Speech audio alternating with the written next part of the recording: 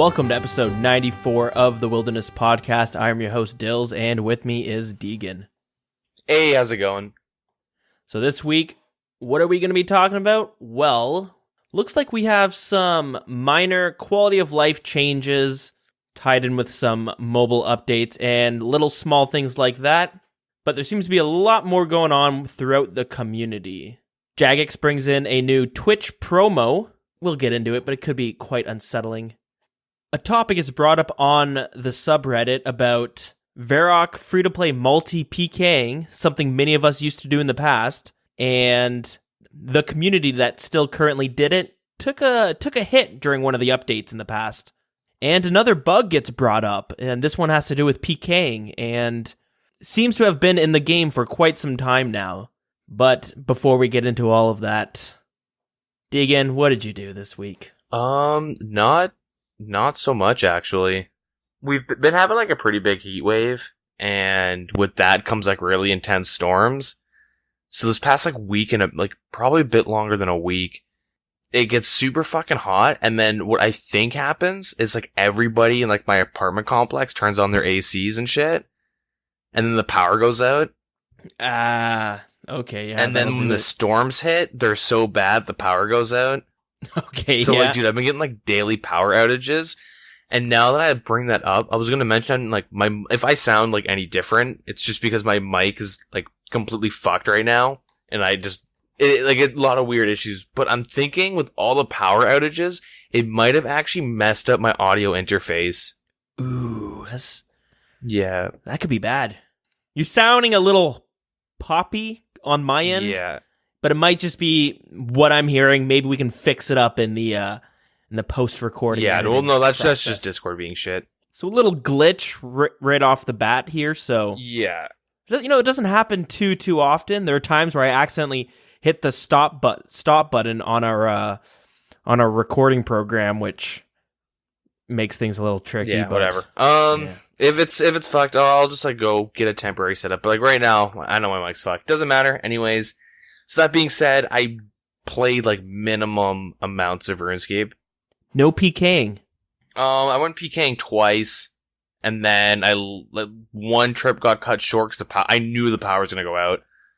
So I tellied out, and like 5 seconds after I tellied, the power went out. And then the other time, I was attacking some dude, and I guess this can kind of lead into like one of my rants. I guess one of my many rants. So like I'm running around solo PKing, kind of like. Oh, go check out Venenatus, go check out Callisto, go like check out the Rev cave entrance, go up to Lava Dragons, and it's like, it's hard to find people. Chaos Altar, camp the Burning Amulet teleports, and it's kind of a pain to like find people. You can find like PVMers and stuff, but like, usually they're like a low level, and like, I'm gonna lose money, cause all I'm gonna get are like D'hide chaps, and like monkfish. Yeah. So I just kind of let them go. What I noticed is that it's really hard to find other solo PKers. So typically, I'd be in like salads, right? I'd be in like Xertian, like top and bottom and stuff. But now I'm like running around in Mystics, and what I find, maybe I only went PKing like twice, right? So this is a very minor sample size. But I would bump into someone, we'd be fighting, like, nice, cool, got a fight going. And like 3 dudes just roll up, and his clanmates show up. And I'm like, oh. Okay, so now I'm fighting 3 people, even though I'm in singles, so it's not a big deal. And then all I would do is like just run away and tell you out. I'm like, okay. So it kind of made me realize that all of like Wilderness Rejuvenation is built around clanning. It's not built around PKing, it's built around clanning. I know we have talked about this because when the Wildy Rejuvenation came out, I feel like we had 3 episodes worth of Yeah, we probably talked about it then, yeah. I feel like it's become this vicious circle where like everybody wants the Wilderness to be what it used to be back in the day, but it's really hard to do that. So what does Jagex try to do? They try to bring PVMers into the Wilderness. So they come into the Wilderness, and they're hoping that's going to attract PKers there, and then they're going to hope that other PKers come to PK those people, and you get this sort of little trail of PKers kind of following each other all the way to the first PKer who is going there for the PVMers. So what just tends to happen is that, again, I'm not a good, I can barely PK. I like PKing. I used to do it a lot back in the day. I've did it a bunch, not a bunch. I've done a handful of it on my account now. So I'm not the most educated when it comes to PKing. But it just seems to be that the way things are, and it's almost always going to be this way, but groups are way better than like a solo player. Like a group is going to just be stronger, of course, right? That's obvious. I don't know. I just feel like PVMers coming to the wilderness, it doesn't really incentivize solo players to go PK them. I don't know. It doesn't really, now that I'm saying it, it doesn't entirely make sense, but it just seems to be what's happening. It's because everything is in a multi-zone. I guess minus like wilderness, the resource area. I guess it's the one exception. Yeah, that's a good point. Everything's in multi. Like, you're gonna kill people trying to get their new Mage Arena cape, multi-zone. Like, I guess Callisto, the 5 seconds they're luring the bear, they're in multi. But like Revs is like kind of where everyone goes now. But Chaos Altar is like the one thing that like it's in multi, but like you can react fast enough usually if a clan logs in on you. Like when I went to Chaos Altar, I was attacking someone, and I don't know if it was just coincidence, but his clan logged in. Or not his clan, but a clan logged in, and they were like pretty ready for me, and I was still able to like just walk out before like I got caught with a freeze, which is pretty lucky on my part. But and then it just turns into like quickly get to singles. All right, barrage these people, just pray the right thing, eat up, and run. And so it's really frustrating. I didn't die. I didn't get any like actual kills, like nothing, like no real kills, you know. Kill like one PVMer or like one dude who's got nothing on him just because I'm like, fuck, I want to kill someone. You know, and it also might have to do with the fact that since the PKing community is so small, most of the time, the people who are big into PKing, they have multiple friends who are also PKers. So you're going to want to go in a group together because it's going to be more fun. You're going to have people to talk to, especially if you're having trouble actually finding people. Yeah. If you're going solo, it gets kind of boring when you're just running around or world hopping. A good go-to area is East Dragons. And I would go there, but I'm too like most like if I bet you if I was like a max Triverd Pure or something, or like a high level Zerker, I would be able to find fights all the time there. But like I would go there and find like one person to fight maybe, and they would just run away because I'm like I got like 10 levels on them. Mm-hmm. There is some good like activity there, but I'm too high of a level, which kind of sucks.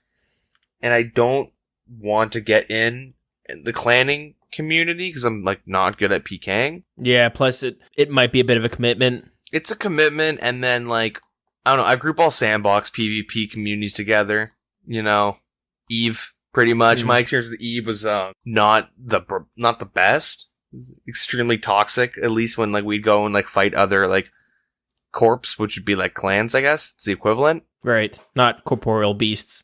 It was extremely like toxic, and I don't know if you want to consider Rust one of those games, but you know, I played some like Rust this week, and just everyone's dropping N-bombs, like hard R'ing every 5 seconds, because everyone's like 13 and they think it's funny, and everyone's like super toxic, and like you get a friend request because you kill someone, they're just like shit talking you, and you're like, Jesus Christ. So I kind of lump everyone together, which isn't fair, but you lump people across every single video game out there. You like PvP? Well, here are some things you do. Yeah. Yeah. I don't know, I'm just in a bad mood in general. This week has been really annoying. On more positive stuff, I guess. So because I'm like out at, like, I want to play RS, but I don't want to just like do agility while I'm taking dumps, because that's like all I've done. I went to like a little, I went to Cutthroat's, little giveaway. And I'm like, I looked outside. I'm like, nice. It's a beautiful day out. My power won't go out. I'm not even kidding. Because they did, let me back up. They did like a cool little event where you go to Castle Wars. And then at the last 5 minutes of Castle Wars, they would just drop like a bunch of shit in the middle. Kind of like, they like kind of called it like a battle royale. Yeah, that's cool. Yeah, someone in our Discord posted it in the CC, or yeah, posted it in, holy shit, someone in our Discord posted it in one of the channels. It's like, oh, I'm bored, I'll go. Anyways, so as soon as I get in the Castle Wars, just like a fucking huge thunderstorm starts going, my windows start shaking, I see an Abby whip drop, go to pick it up, boom, power goes out. I'm getting DDoS. And I'm just like sitting in the darkness, just staring, like fucking just pissed off, like my power won't stop going out. So I started sucks. playing WoW, and I played like a vanilla WoW private server for a bit. Okay, how's that going? It's not bad. It's fun. And then I started playing retail, like the actual like live WoW, because they have like their pre-patch for the new expansion. How's that? Yeah, it's pretty fun. I mean, so we record on Sundays. So like an hour ago, I did like the Stranglethorn Vale fishing contest, and I won that, which is really nice. Get a nice little achievement for that. That's pretty much the only thing I can't complain about that I did this week. Fair enough. I have a bunch of flips in the GE. I have no idea if they bought or sold. So I can't really give you guys updates on that. Because I know the second I open up RS, my power is going to go out. Yeah, that's what's cutting out the power. It's the RuneScape. Your apartment building has some sensor. The skyscape cut it out. I just have so many pixels in my bank that I have to pull more like volts from my outlet, and it just cuts all power. Just breaks all the circuits. But yeah, what'd you do this week? My week, let's see. So non-RS video game related, I started playing No Man's Sky again because they have this big update that's supposed to be coming out at the end of the month. It looks pretty fucking sweet. But anyways, RuneScape related. So I've been mentioning that I haven't really been doing anything on RuneScape. I've basically just been woodcutting, and then I'll be playing either RimWorld or some other game on the side. And then I do cooking when I'm editing the podcast or something along those lines where I need to focus on something else. But I can still kind of play RuneScape on the side. So I'm doing cooking. It's more click intensive than woodcutting, but still, it's pretty AFK and a lot of experience from that. So I'm 98 cooking right now. Nice. I'll probably have 99 this week. I guess so. It's a lot of experience. It's fast and it's easy to do. You make a little bit of profit. It's really nothing much to brag about, but still, it's better than losing money. Yeah, dude, free 99. But yeah, since I've started my wood cutting, must have been a couple weeks now, but I've been able to get 5,000 magic logs, which is quite a bit. I have no idea how much wood cutting I was even doing, but it just all adds up. So I sold all that, and I decided to squash that Abbey Demon task that I had going. I got like halfway through it, only doing Abyssal Sire, but I'm not a huge fan of that boss at all. It's okay, but once you do 100, I'm just like burnt out. I'm like, I don't want to do anymore for like another month. Just because the whole process, you have all these waits. We have to wait for him to go transition to the next phase. You're just standing there waiting, and it's kind of a pain in the ass, especially if you have to kill 250 of them. Yeah, now you can see why I would take a month Slayer breaks in between Sire tasks. Yeah. Yeah, it's awful. And that's exactly what I was doing. I was just wood cutting because I didn't feel like doing my Abyssal Sire task. So instead, I went and killed the Abbey Demons just because I was like, you know what, let's move on. Let's see what my next tasks are. And just kind of doing some Slayer again. Just trying to, do a little bit of Slayer here and there instead of just wood cutting and cooking. I can proudly say I used my 6th block from the Lumberj Elites on blocking Abbey Demons. Nice. After going 2,000 dry on a whip, and I have everything from Sire, the demons are shit experience, shit money. I'm out. I'm outie. I blocked that the second I could. I don't mind that task. The chance for the whip is always nice. But I've been in this weird, I mentioned before, I'm in this weird like little rut on old school RuneScape. And it's just got me thinking a bit about the game itself, and which kind of led me to do something. I did the unspeakable this week. I don't know how to say this, but I made an Iron Man on RuneScape 3. Nice. Yeah, I'm sorry. I was kind of, I pay a little attention to RuneScape 3. Just when the bosses come out, I like to see what's going on over there, especially with their drama that comes with the microtransactions. It's a bit entertaining. Mm-hmm. And since that's basically like the father game of old school RuneScape, I don't know, it's a weird game. It has everything that old school RuneScape has for the most part. It's just everything is just so different than what it used to be. Mm-hmm. But I figured I'd try it out and just see what's up. So what I ended up spending 12 mil on bonds because I'm an idiot. Wait, you spent 12 mil on bonds because you're an idiot? Yeah. So I have... You have to elaborate a bit more on that. Yeah, I'm going to. I have currently about 7 accounts on RuneScape. Mm-hmm. And 6 of those accounts are really old accounts from like 2004, 2005. Because when I was younger, I loved making accounts. I had a Magic Pure account, a Range Pure account, a melee pure account where I only got attack because I was stupid. I have a skiller. I have my tri-breeding or my hybrid pure. And then I have another account that was like my new main because I gave away my old main. You gonna lucid dream someone? I don't know what that means. Lucid Dream, he was the rank 1 Zarek, like, Olm killer. He did the most Zarek kills. And he got hacked for, like, his whole bank, which is a fuck ton. You know, couple tens of bills. And it was discovered that his child, like, when he was younger, one of his childhood friends gave him the account. Oh. And then, like, I guess now they're like, oh, I want the account back. Or, like, you know, something like that. Something like that went on where someone had the original login details. So, dude, he's gonna lucid dream someone. You gotta see where your account's at. Find a couple free bill. I wouldn't do that because I gave it away to an old RuneScape friend of mine. But I was like, we only played RuneScape together, but we were pretty good friends just from that. I haven't talked to him in a while, though. But I do know the account's like fully maxed out. And that's also been kind of why I don't really care about having it back because, I don't know, there's something... I don't know. RuneScape's about making your own gains, doing your accomplishments. It feels like it would take a lot of it would get taken away if you just got your account and it was fully maxed out. And I don't think it would be as fun as if you did it yourself. No, of course not. So, yeah, I don't know. But anyways, so what I decided to do was I wanted to make an Iron Man on RuneScape 3 because I've tried to play RuneScape 3 in the past on another account and you just get bombarded with microtransactions and you play it for an hour and next thing you know you have like level 20 divination and level 32 summoning. Obviously I'm exaggerating, but you have all of these stats and like these weird items for like some holiday event that's going on. I would get overwhelmed and I don't even know what divination does. So having level 20, you've just skipped a bunch of the early levels that would help you kind of learn what it does. Yeah, I would just get super overwhelmed and then stop playing it. And if I ever came back to it, I'd have no fucking clue what my account's doing. So I've thought maybe an Iron Man might be kind of fun. I can kind of slowly tick away at some of the skills and kind of learn how things are going without having a bunch of shit thrown at you. Because if you're an Iron Man, you skip all that microtransactions. I think you skip some of the events that happen in the game too. It's just slows your progress down a bit, but I don't know. It's probably less overwhelming for a new player. I'm not too sure, but I just decided I wanted to try it out. So what I would do is I would buy a bond and I would put it on one of my old accounts. And then I'm like, okay, give this guy a bond. I'm going to play RuneScape 3. I'm going to go through the tutorial and do all that again, activate the bond on that account.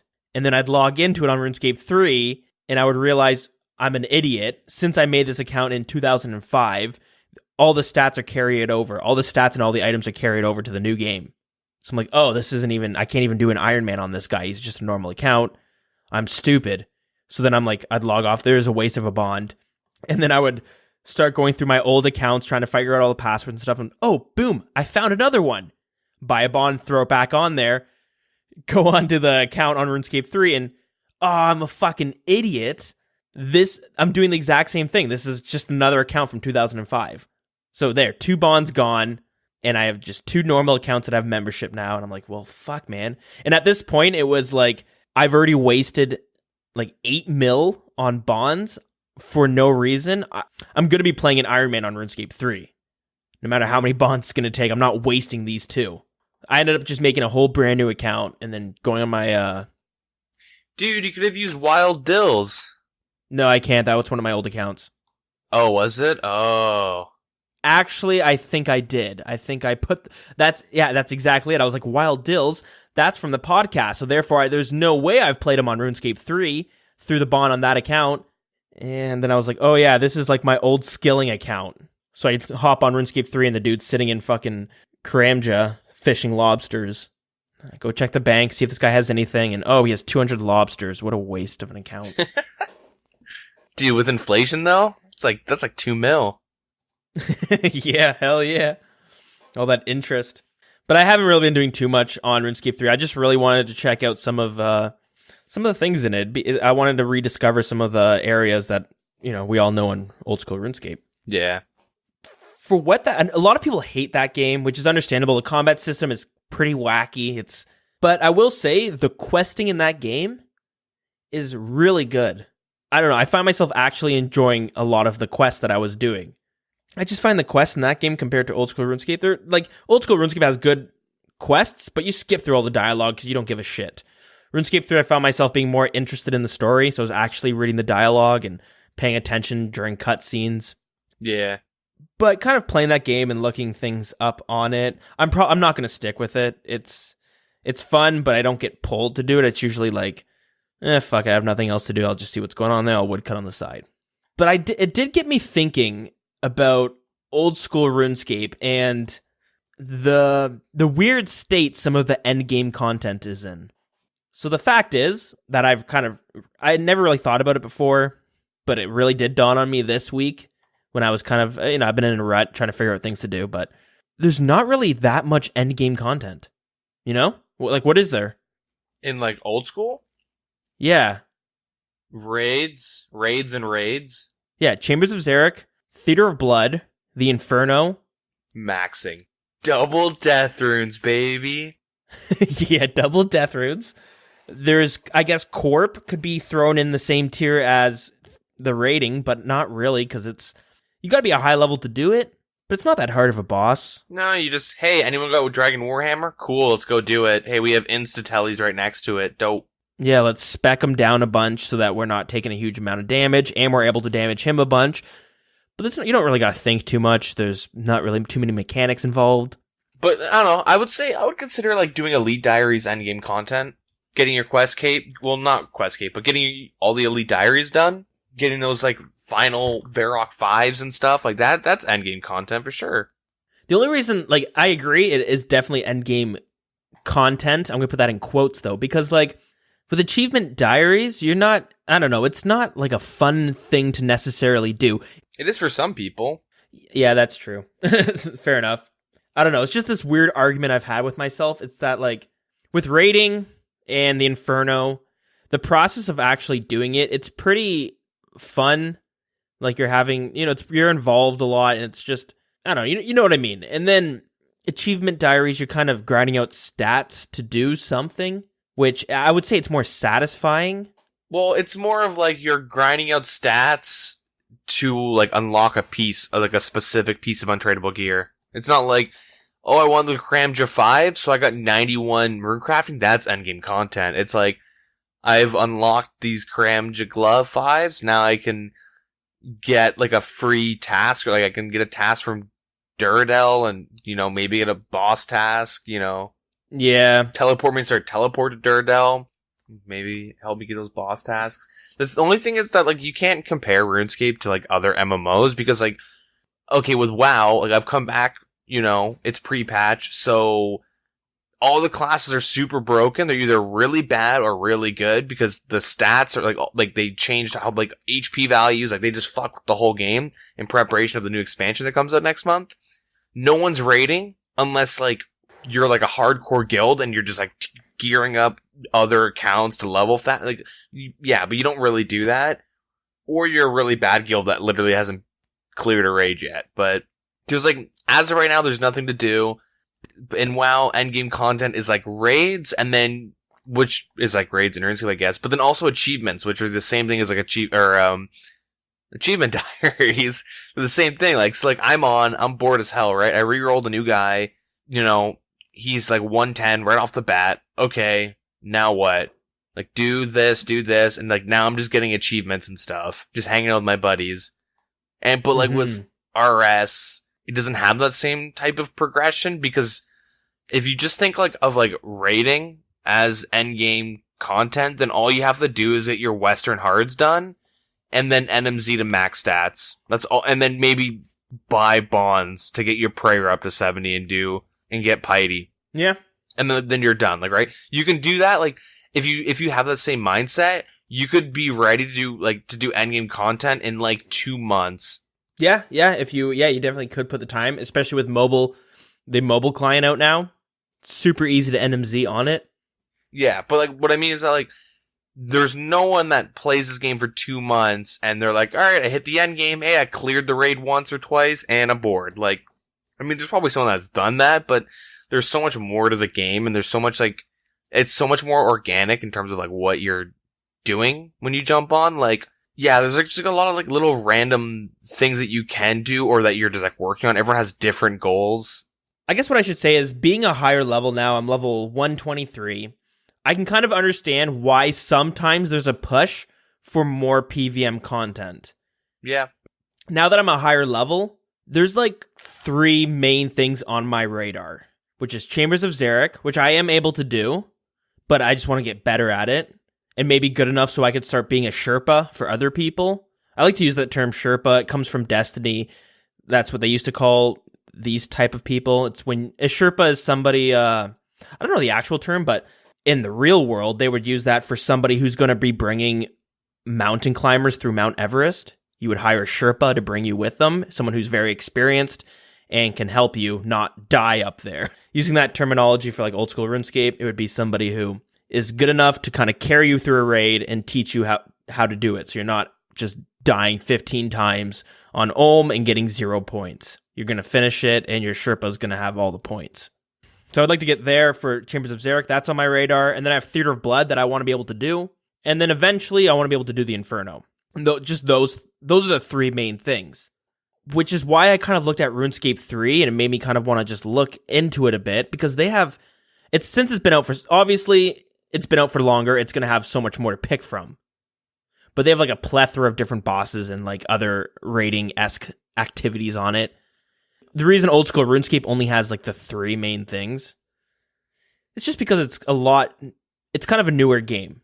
Seeing how it's been out for 5 years, it's been out for a while, but well, it's also got more of like a hardcore rooted community where there's a big push for nothing to change, so it stunts the growth. But I think that's actually good for the game. But it is good because eventually, when we do get good gear, it's usually pretty damn tuned for the next step up, which we haven't really had the step up's been 75 tier 75. But we know that when we do get like a tier 78, it's going to be pretty well tuned for the game because if it's even the slightest overpowered or underpowered, it's not going to be passing. And Jagex is just going to have to keep going to the drawing board to figure out what the hell can we bring to the table to satisfy these players. Also, why we haven't had that many endgame content, it's just because it's taken a long time for a large percentage of the player base to become endgame players, which is only just kind of happening in the recent years, which is when we saw the introduction of Chambers of Xeric, and we saw the introduction of the Inferno, and now Theater of Blood. So it's going to take some time for them to get more content out there, because as more players get to that level, more people are going to want it.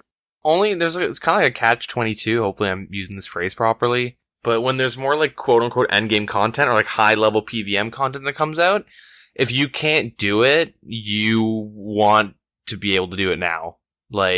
So what happens is Theater of Blood comes out. Nice, new endgame content. But now we have Theater of Blood Easy Street, where it's geared for level 100s, and you can solo it. And, you know what I mean? And you're like, well, this really, I know you can't get, like, the rapier or the staff or the scythe, but it still takes away, oh nice, got an Avernick, you know what I mean?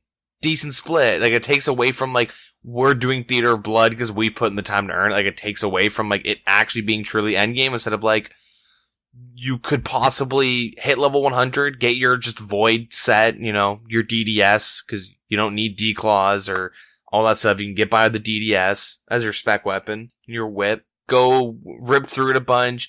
Oh, nice, we finally got a defender. Well, now we all have, like, let's say we did a 3-man or something, or a 4-man.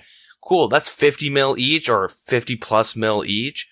We can just dump this into, like, good gear now, or we can dump it in, like, a bunch of skilling or power leveling methods. Like, use it to, like, really throw your count up to, like, I think I used the phrase, but, like, you use it to, like, leapfrog the game, and then what happens is now there's more people at endgame, and then more content comes out, but then more people are like, well, I want to do that. And it becomes this weird thing where, like, they can put out more endgame content, but then people get really upset because they're putting out endgame content yeah. There's, like, a bar when content comes out, there's like a bar and people want to just be above it. Yeah. Yeah. If they came out with something that, like, let me look up my stats right now.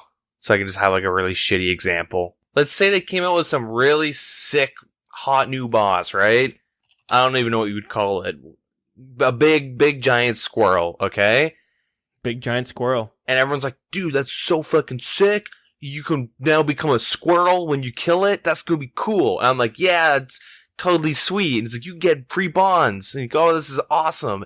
And then it's like, but you need 87 agility.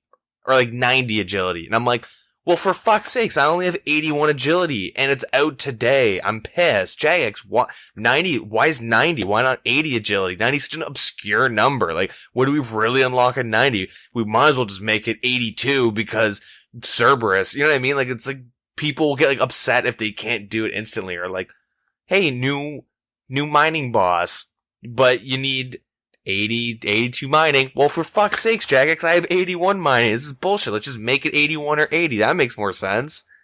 That's kind of like what like a lot of people, I mean, I do it myself. I mean, I think everyone does it to some extent where new content comes out and you want to be able to do it on day one because it's new. But if you can't, you get upset, obviously. But I can totally understand that mindset. I understand. I just don't agree with it. Even though I fall victim to it as well.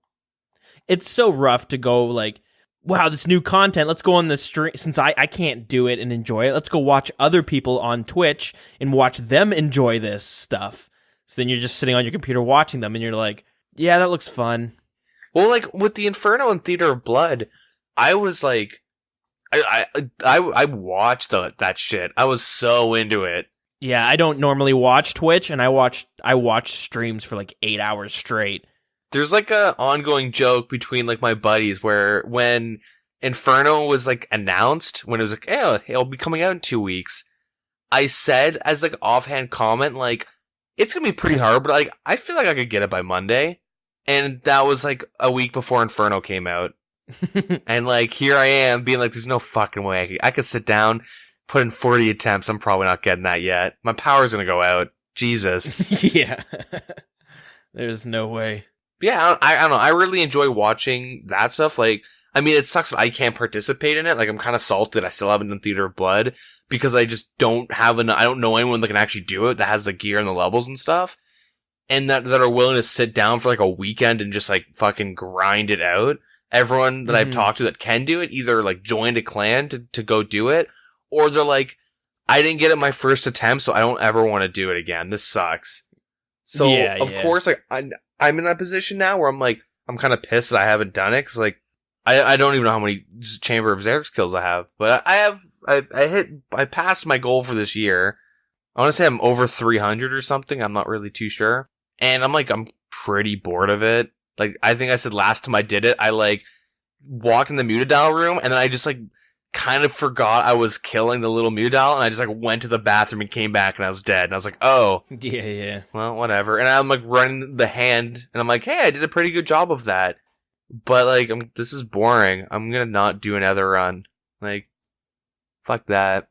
You know, I can still look at, like, Inferno. Theater of Blood, I'm kind of salty about it, but Inferno, I can still, like, kind of get excited about one day I'll be able to do it.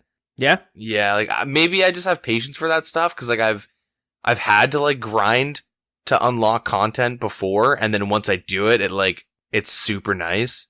Like, I've had that reward before, so maybe I'm more patient with that. I don't know if the average player has never done, like, Raids 1 or anything, so they just kind of see this as, like, I'm just using Theater of Blood as an example, because it's the most recent.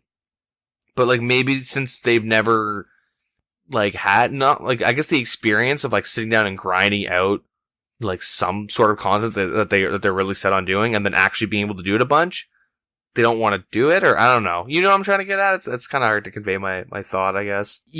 Yeah, no, I'm going to use this to segue it. We're not just going to ramble on about the problem with some endgame content, but I can totally understand with Theater of Blood, entry mode coming out and how people would want it because they want to be able to experience it. It looks like a lot of fun.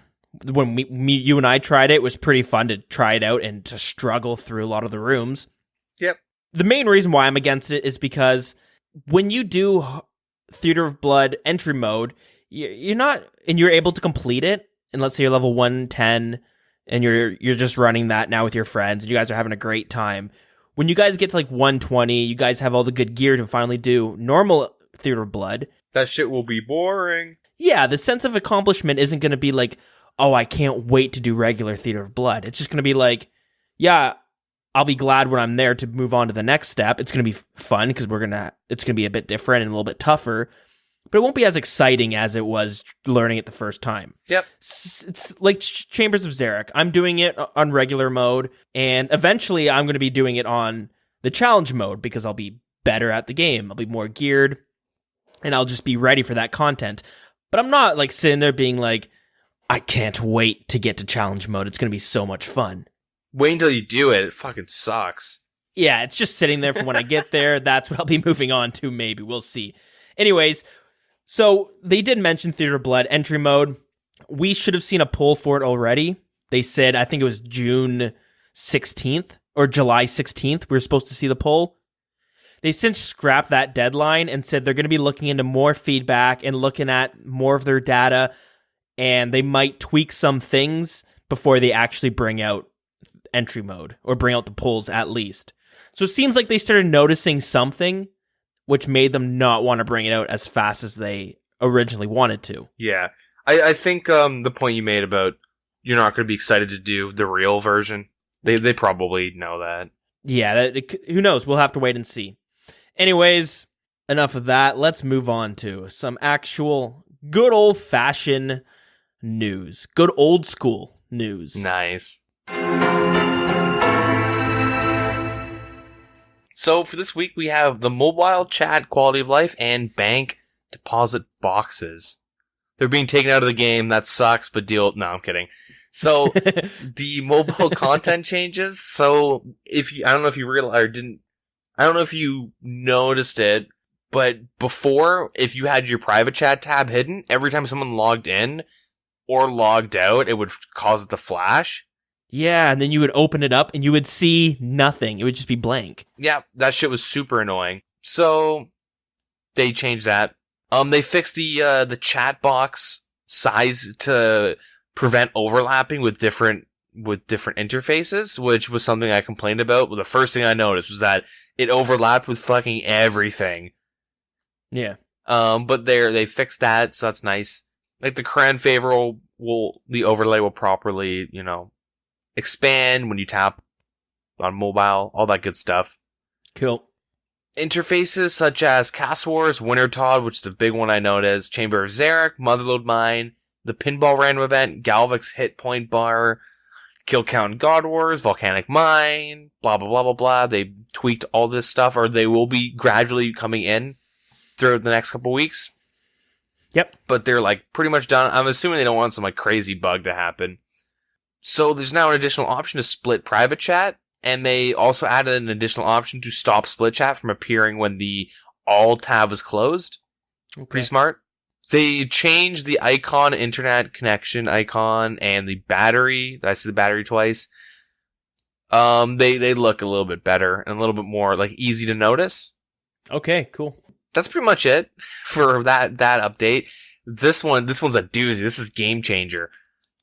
So they had a poll asking if they should add more bank deposit boxes, and it passed. So we now have bank deposit boxes at Clan Wars, Shanty Pass, the Duel Arena, Etcetera, I don't know, etc., but Etcetera, Motherlode Mine, Barbasalt, Mage Arena, Legends Guild, Mount Quita Mortem, which is where Chamber of Xeric is, Rogue's Den, Arceus, Lovakench, the Hesidious Houses, the Karen Castle, Lunar Isle, and yeah, that's it for the updates, pretty much.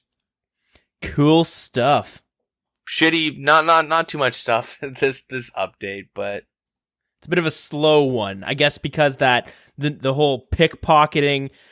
I feel like the fiasco with the pickpocketing change with the coin purses, it's made them kind of, all right, let's hold off on some of those integrity changes. I don't know if there's any more that needs to come out, but let's do a little one because we're a little paranoid that there might be another game-breaking bug. We've had 2 solid ones this year. There's 2 things I should mention, sorry. One is that there's not going to be a Midsummer event this year. Oh, that's right. So they added the previous items to Diango's toy store. So you got some nice fashionscape there, if Perfect. If you want to see it. And coin pouches can no longer be taken to the Alchemist Playground. Do you think someone was bugging out some max cash in there? Well, I think what was happening is they were opening it up in there and then using it for the points.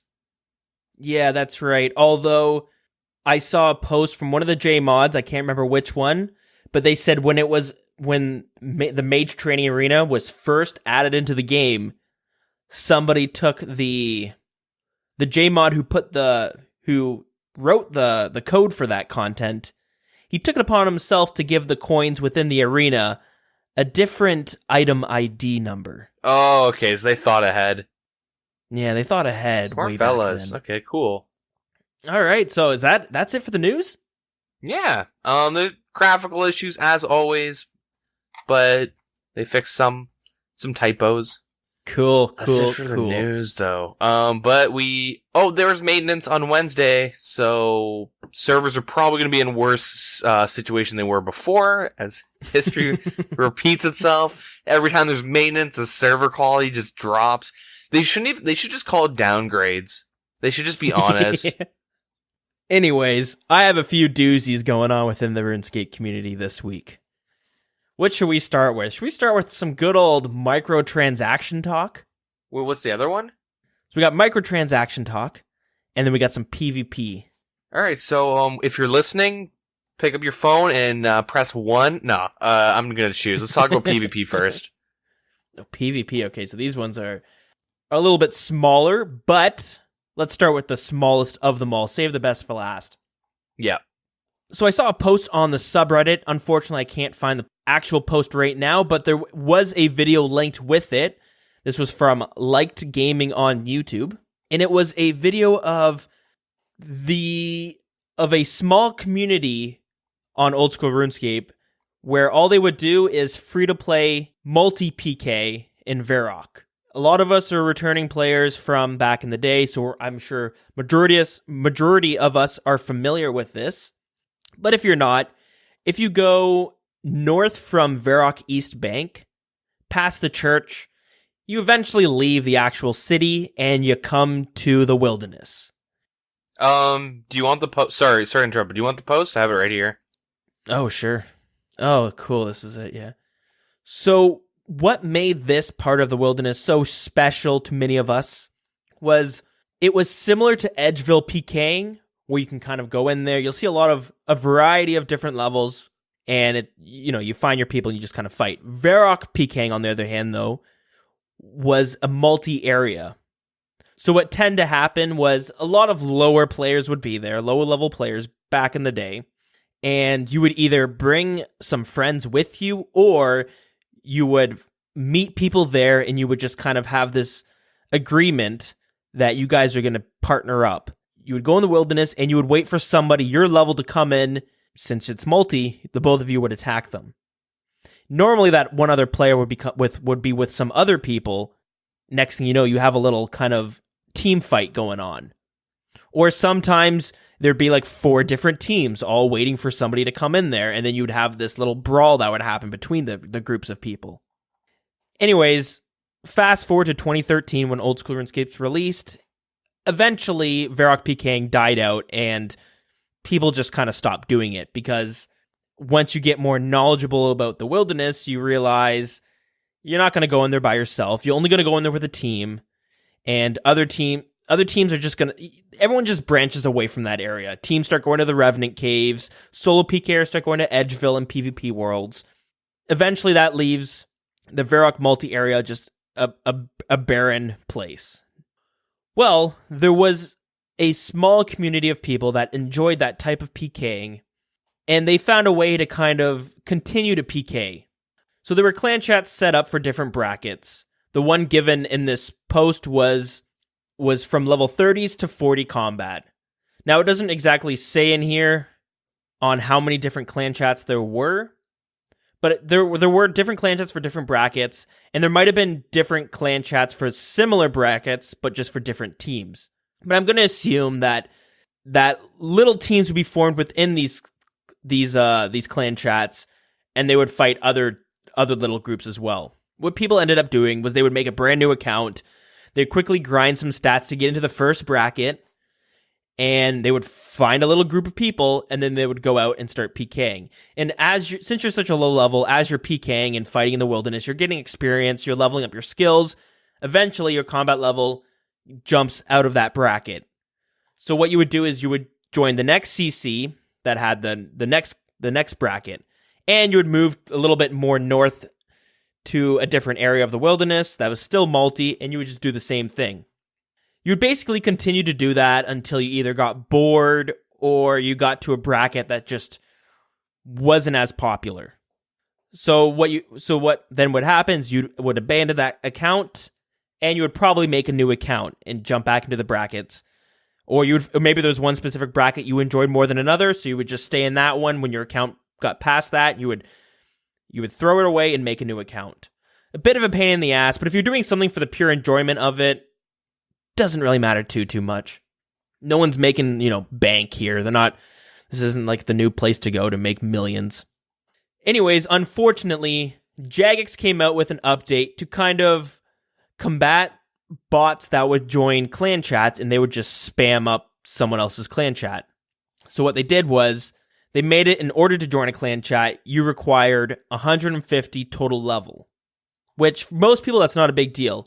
But if you're making a bunch of new accounts just to PK, having to grind out 150 total level is really going to add a lot of time that you're going to have to spend on that account, especially time not PKing.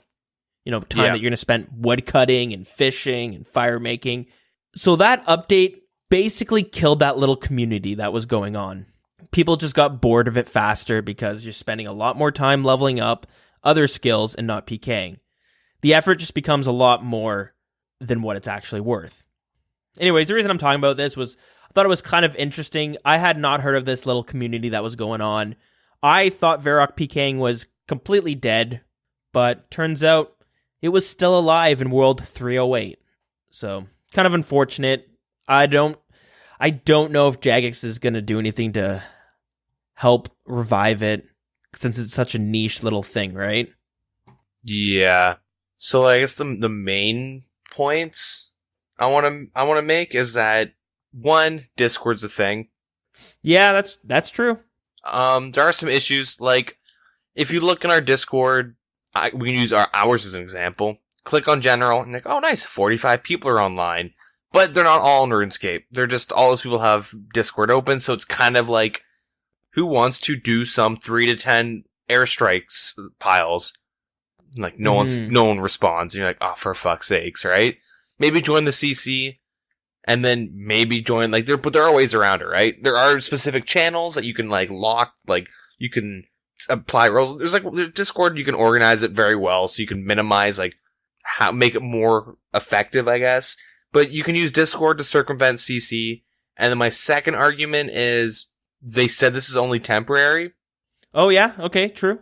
When they first initiated this thing, they said it would only be temporary. But I think any restriction they do will affect these accounts. Unless it's do Imp Catcher and do Cook's Assistant and Sheep Shearer, it won't really affect the accounts. It might affect someone doing the spamming shit, right? Imp Catcher maybe. A little bit, yeah. Maybe Imp Catcher specifically, but there are, as of right now, they say it's temporary, but let's be real, temporary is probably 2 years. But these people really should get a Discord going, and you can spend an hour and have all the roles and everything set up properly and dedicate certain people to have the ability to organize level brackets. Because if you're willing to trash these airs, I'm using the first combat bracket, which is 3 to 10, what they specified, and there are people that they say there are people that would throw away those accounts that they got fucked over the hardest. And if they're willing to do that, I bet you one of them's willing to take that bracket leader, right, and be willing to be like, hey, let me put you in this bracket, and these are the current CCs that we're going to be using. Hey, look at this is our voice channels, and these are our chat channels for it. Hey, you're not interested in these level 3 to 10s? Well, it's fine. This is a role specific channels that you only see when you're in this role. You can have it really well organized. Yeah, what We Do Raids has, the way they do it is they have separate channels that are meant as waiting rooms, and they're voice channels, so you can see when somebody's in it, and you just jump in it. You mute your shit if you don't want to talk, but it shows that, like, if you're a newbie and you want to learn, you go wait in that channel. Maybe some Sherpa's going to show up. He'll jump in there and be like, all right, guys, I'll take you, you, and you. Let's go. Jump into this channel or whatever, right? Someone jumps in. Any girls? No? Okay, let me know there's a girl in here. I'll come take her. The way I look at this post, like, I feel like that there is an agenda that, like, I feel like they're being a little bit dishonest when they make this post. Well, to be fair, though, if a majority of the people who are normally joining our clan chat is no longer able to join the clan chat because their total levels don't make it, sure, you could jump on your main account, but how do you get the fact that your Discord is out there? How do you let people know, hey, join this Discord? Well, like, how do we tell people when there's a new episode? You can change the name, right? You can just have, like, use Discord, and then you can easily just have someone fucking, because these guys use bots to spam join our CCs, right? Like, how do people find these CCs, right? They have someone standing at Edgeville and Lumbridge. I think it just takes a little bit more effort to get people to initially join your Discord. Once you're in the Discord, you're good to go. But you gotta, might take some more time. So if I was this guy's position, this whole time he spent making this post, he could have, okay, so right now there's, in the one screenshot, there's what? 3, 6, like 9 people in this one channel. I know there's multiple channels, and it says talking to 30 to 40 CB. You can change that to this is like use Discord, and you can just have someone with like a macro or something, like a fucking chat bot that just says this is the Discord channel, and just post that every time someone comes in. This is the Discord server, or like Twitter is blank, right? And there's ways to redirect. And if someone's too lazy to use Discord to do this type of a clan, if they're this dedicated to making hundreds of accounts they're throwing away, these people are obviously, they probably use Discord if they're clanning, or TeamSpeak, but they probably do something along those lines of they not gonna be too lazy. Yeah, that's totally fair. I just feel like that, I don't know, maybe there's something I'm completely missing, but it's a little, complainy when it doesn't really need to be as much. It sucks, of course. I'd be really annoyed if I had, a community built around this niche little, thing that actually does sound pretty fun, but, maybe... It also sucks to have your clan chat spammed up by bots, the level 3 bots. Yeah, but even, if someone new joins, you could just say, PM blank, right? PM Deagin.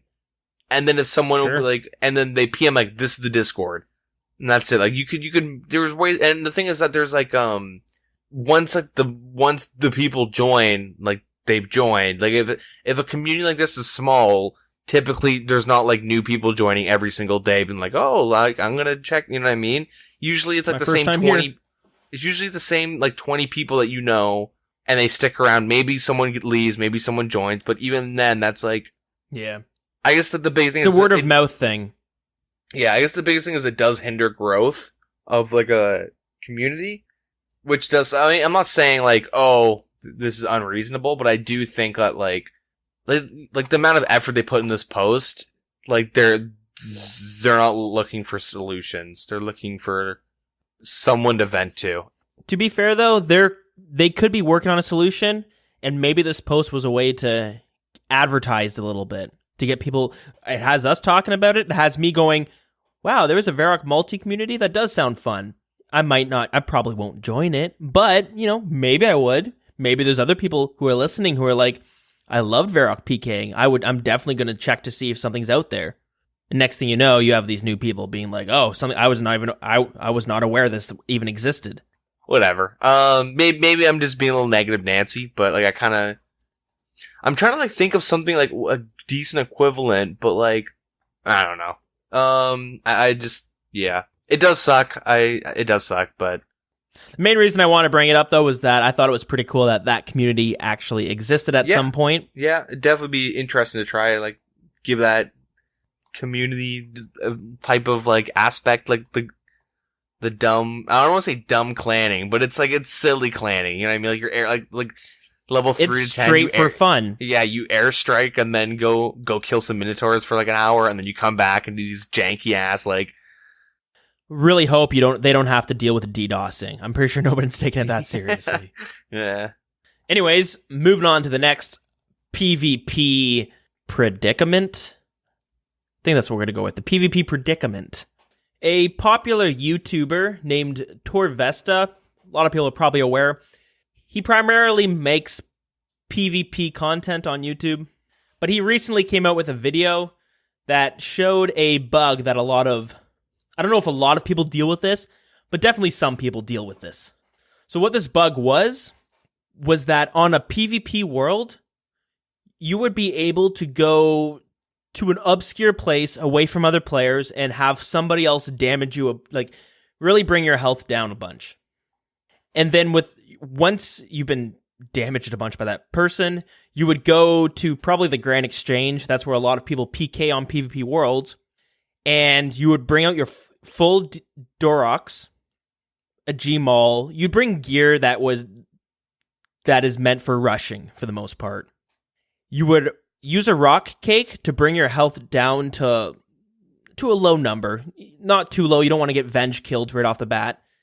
But low enough where if somebody is going to damage you, they're not doing more damage than what that person previously had damaged you for at that obscure place. What this allowed you to do would be, when you rushed someone, if that person killed you and you weren't able to kill them, you would be able to keep most of your gear. All your untradables, which is your full Dorox, since it's damaged, it is now deemed untradable, so you would keep it on death. The person who killed you would get no loot from you. And it allowed you to kind of go rush people, hopefully get some kills, while also not really risking anything if you died. So as you can see, a little bit of a problem if you would like to PK on PvP worlds. Yeah, he made a video just to bring it to light. I don't think, you don't have to Darok for the bug to happen. It just happens in general. If someone does X amount of damage to you, and I don't know, some weird shit, it just turns PvP to PVM deaths, and you don't, you'll see it in, if you watch enough YouTuber, PKing YouTubers, it just happens eventually. Framed had this thing where he was PKing at, third age, and it just happened. It's not like he wasn't DH bombing or anything, he was, PKing on, third age mage or something, and he ends up dying, and it was, it counted as a PVM death, so he was able to run back and pick up all of his stuff. Right, it does happen, true.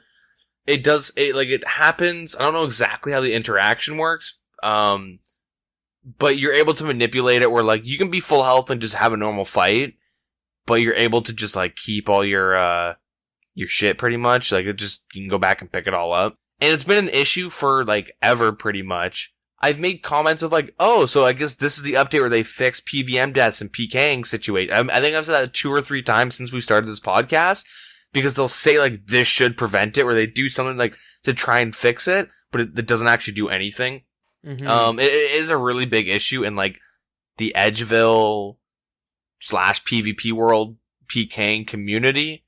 Deep World 2, it happens sometimes. It does happen intentionally, so don't think, if it ever happens against you, they're doing it intentionally. It does just happen sometimes, but you can definitely manipulate it so that you can set it up so that they'll never get your loot.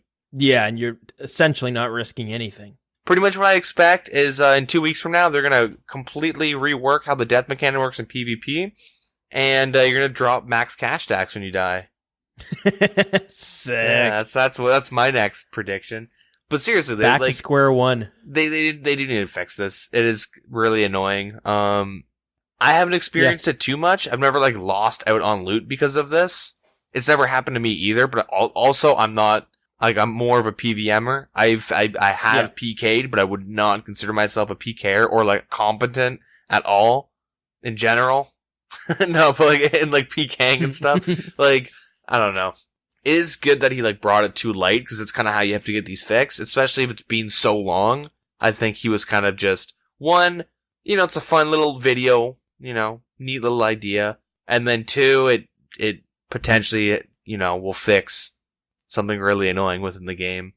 Yeah, it's just a shame that you can send in a bug ticket.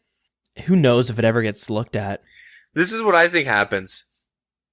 Yeah, fuck. That's like 8 hours of work trying to figure out. Nah, I'll do it later.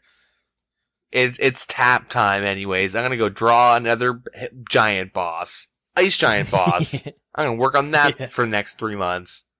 Or they look at their bug tickets and they're just like, holy fuck, it just keeps... Kill yourself, no microtransactions, RuneScape, kill yourself, Monash, you're cool. Like just like all these like really shitty bug reports they have to sift through. Or it's like when you go onto an old email account and it has like 5,000 emails and you're just like... Delete all? God. Yeah, I'm going to either delete all of it or I'll just gonna let it pile up. There's probably some important shit in that pile, but I'll get to it one day. I'll delete all, and if it's really important, I'll get it again. Someone will send in that same bug. Yeah. Oh, look, it's the Prince of Nigeria again. Yeah. Anyways, moving on to something that I think could be a big deal. Not many people do, which also kind of makes it a big deal in my mind. To start it off, Jagex they've partnered up with Twitch to have a little promotion. Twitch, Deagin RS. Sorry, continue. No problem. They've done this before, not a big deal. So what they did in the past was with Twitch or Amazon Prime, you're able to... You use like your Twitch and you use your Amazon Prime to get Twitch Prime, and Twitch Prime like allows you to sub to someone for free. Right. But okay, you also get like a lot of game rewards for like a bunch of random ass games like Call of Duty and like Realm Royale and Fortnite. Yeah, Fortnite. There's a couple Fortnite ones. And I guess soon there will be like the old school / I guess the RuneScape in general. They're going to have a Amazon or Twitch Prime promotion, right? Yes, that's how it works. Before you would get a free month of membership. So that's sure, fine, whatever. This year they are giving the membership as well as a purple skin.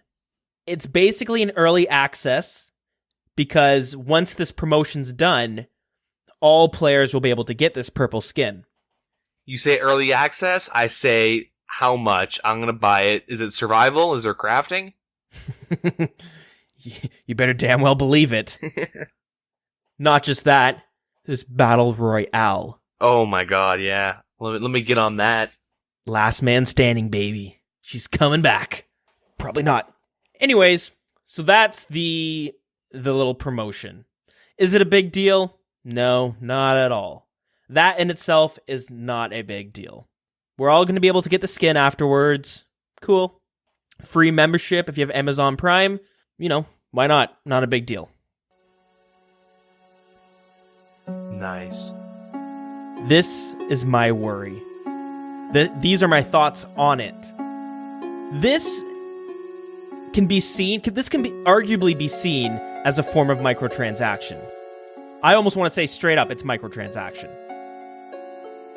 Yeah, it's pretty tame, but if you think of it like this, if you don't already have Amazon Prime and you want this skin early access, you got to pay for Amazon Prime to get this skin. Are many people going to do that? Probably not. But the issue is, we have mobile going public just around the corner. And we know how much the average mobile gamer deals with microtransactions. It's flooded in every mobile game. They eat that shit up. I think this is Jagex testing the waters to see how much the current community is susceptible to this sort of stuff. They're going to have the data to know how many people get this skin. They're also going to have the data to know how many people get the skin after the event. So it's going to show them how many players are actually interested in this cosmetic reward. I think it can work two ways. They'll see either A, once this promotion's done, they'll see, like, not many people will get the skin.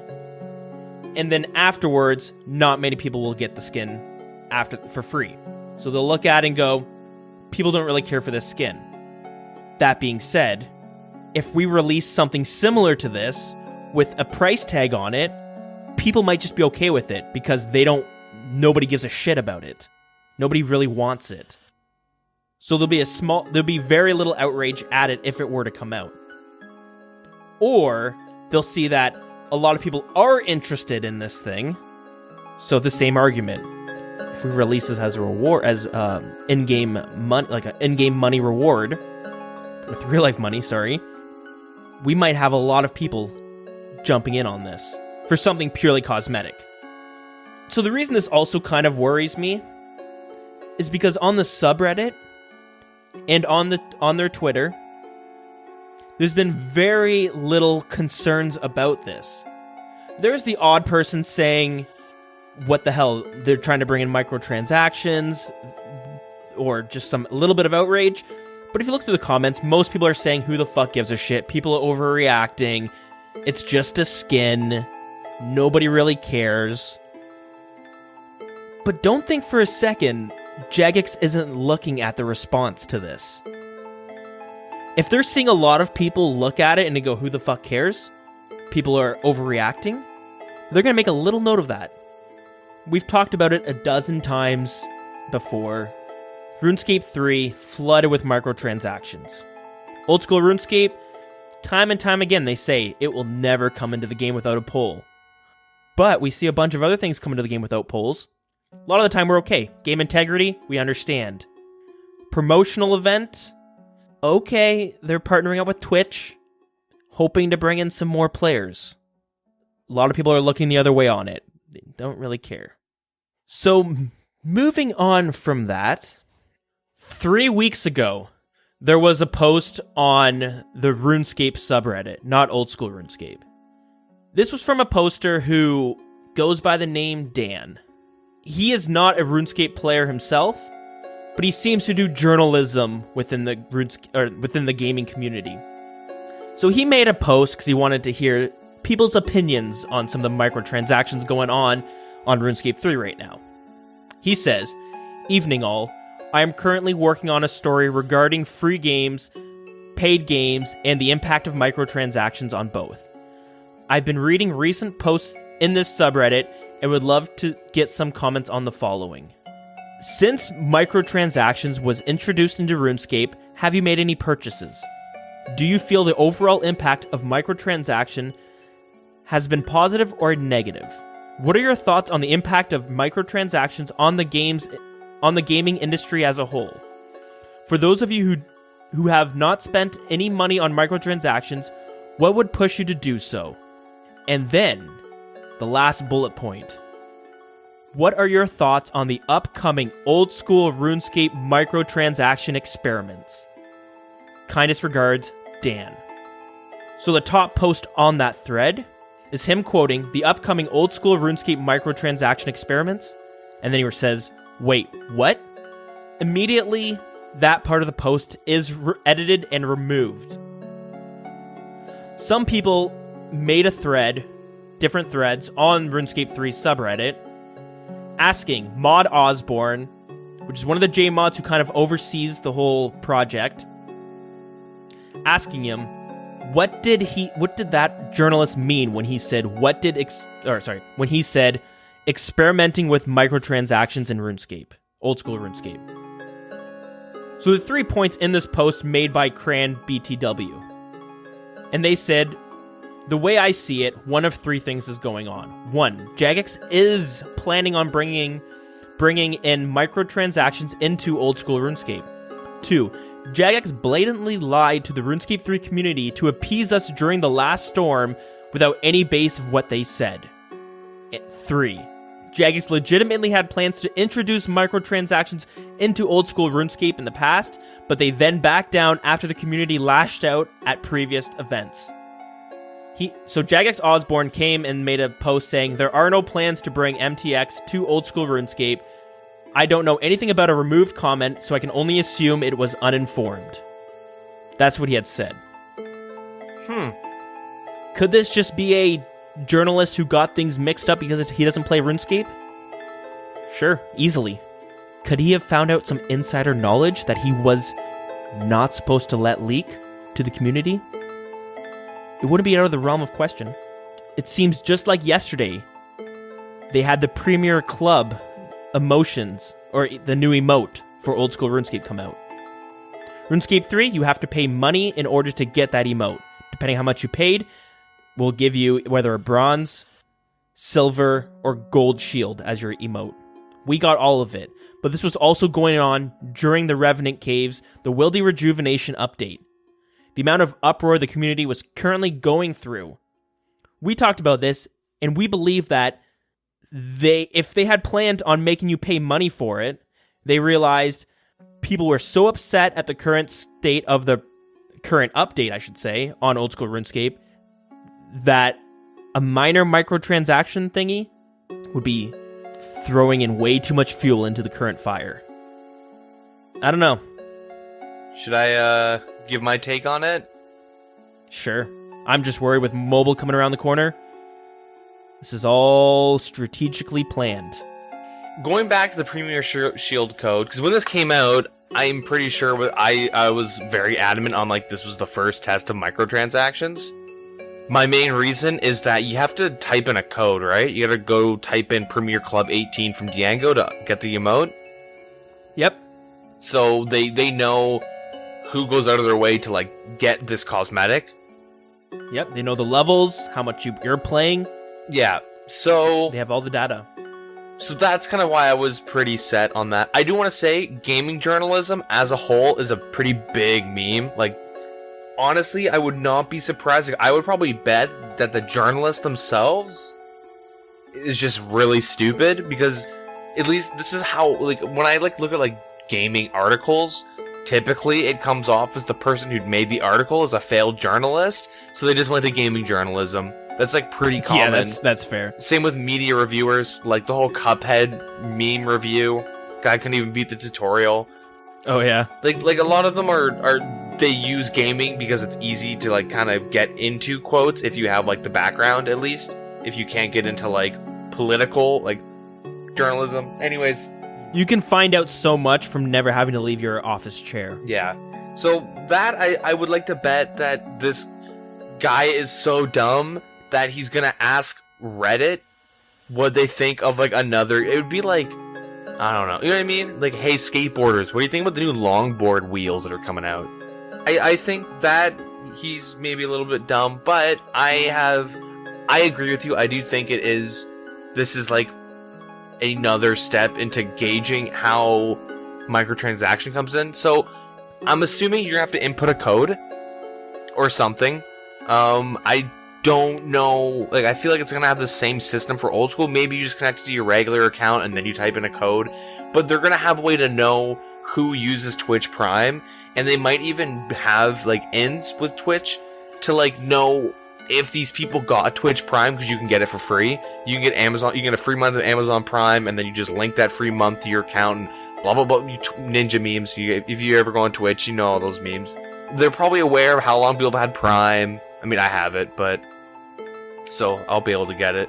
But they're gonna know all the people that had early access, people that went out of their way to get it early, and then people that just get it in general.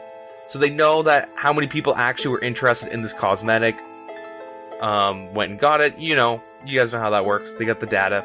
I do want to mention this. So everyone freaks out and says like this isn't microtransaction. I mean, technically it's not, but like this is how you do the first couple steps.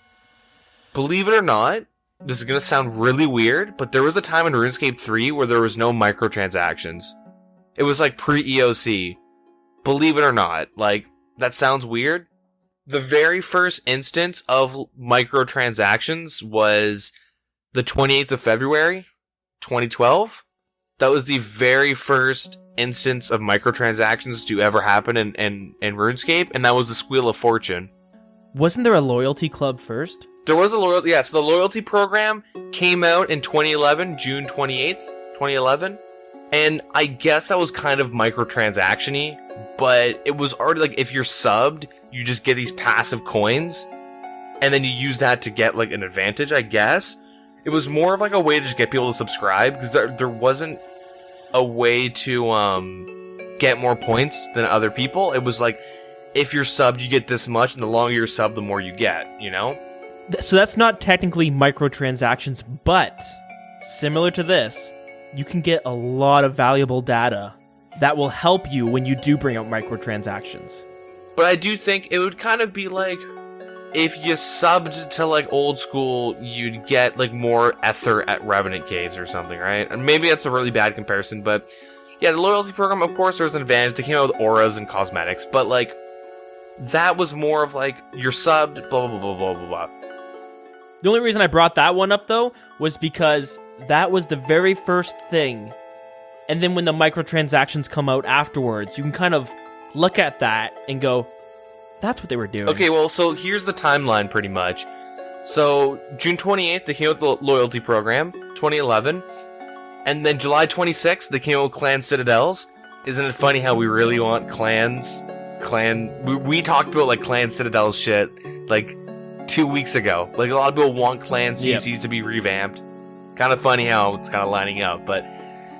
And then, September 2011, they came out with another batch of loyalty program buffs. You got more, there's more stuff to choose from. Okay. And then this is like the biggest thing. So December 6th, 2011, this is when they came out with Chrome goggles, the Google Chrome goggles, and loyalty batch 3. I don't want to call, like, I wouldn't consider loyalty program microtransaction, but it is related to like membership and getting an advantage. So it's kind of microtransaction-y, but the Chrome goggles, so yeah, you might be wondering, what is Chrome goggles? So the Chrome goggles was something you got if you logged into RuneScape while in a Google Chrome client. Ah. And I remember people being upset because I don't like Google Chrome. I don't want to have to log in, but it's fine. You log in once and you just get them in your bank. Boom. Like, I have them on my account. That happened by accident because I just used Google Chrome at the time. Sure. So, Google Chrome goggles comes out, and that is like that is in like very similar realms of these Twitch Prime skins that you get. Yeah, it sounds very similar. You can get them for free. It takes like, both take very minimal effort to do. And then it's a purple skin that's the same color as the Twitch logo. Yeah. That skin was, it was a pull between the blue skin that we got or the purple on Halloween, so it does kind of work. But yeah, what a coincidence, eh? Wow. Mm-hmm. Perfect. So December 6th, we got the Chrome goggles. Yeah, so the Chrome goggles came in, and then 84 days later, the first, like, true instance of, I should say true, because these are kind of instances of, like, microtransaction light. They're testers. It's like pay for convenience, pay for benefits. This is like pay to win, kind of, where it's like Squeal of Fortune comes out, where you can spend money to get items, experience, and in-game currency. Yep. Yeah, this was in 2012. There was articles written up about how RuneScape is doing the first microtransaction, and this is considered technically to be the first case of microtransactions to enter RuneScape, which is, 84 days later of like these feely little thingies. These little feelers. I'm not saying 84 days from now we're gonna have like Squeal of Fortune, but like it came quick. Like they got the data. They had like 3 tests of loyalty programs and Chrome goggles, and then very quickly they come out with Squeal of Fortune. Squeal of Fortune was taken from like a thing called the Wildy Worm, but it wasn't like you pay money and you get it. But it was like an idea taken from Wildy Worm. Not going to go into detail on that because no one cares. But it is kind of weird that 84 days later that Squeal of Fortune comes out. There's a lot of similarities. So free cosmetics is obviously the biggest one. Same things are going on in the community. I think this is more of a coincidence, but like back then people were like, we want more shit to do with clans, and now we're like, we want to fuck more with clans. Like, we want like a clan citadel of our own. We want, like a better clan system.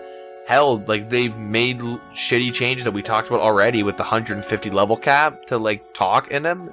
Sure. And then, well, I guess question mark, then profit. It's like it's a multiple step phase where, yeah, this is kind of coming in. It's weird. I'm not saying that like this is these Twitch Prime skins are microtransactions, but they're not just doing it to be like, okay, 45% of you guys wanted the purple skin over the blue.